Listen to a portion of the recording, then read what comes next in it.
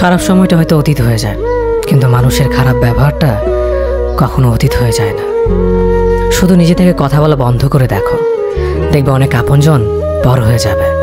আসলে কেউ আপন হয় না। যারা তোমার ক্ষতি চায় তাদের আঘাত করবে না, তাদের সামনে একটু হাসি মুখে বাঁচবে। দেখবে তুমি আঘাত করলে যা কষ্ট পেত, ওরা তার থেকেও বেশি কষ্ট পাবে। যত মিশবে ততই মানুষ চিনবে, অভিনয় যে কত প্রকার হয় তা বুঝতে পারবে। সবাইকে তোমার সত্যতা জানানোর দরকার নেই, যে যা ভাবে তা নিয়ে সমালোচনা করতে দাও। বেঈমান মানুষগুলো কখনো অপরিচিত মানুষ হয় না, খুব কাছের মানুষগুলোই বেঈমান হয়। মানুষ চেনা শুরু করলে এমনিতেই বন্ধুর সংখ্যা কমে যাবে, এটাই বাস্তব। 3টি কথা মনে রাখবেন: যে তোমাকে সাহায্য করে তাকে কখনো ভুলে যেও না, যে তোমাকে ভালোবাসে তাকে কখনো ঘৃণা করো না, যে তোমাকে বিশ্বাস করে তাকে কখনো ঠকিও না।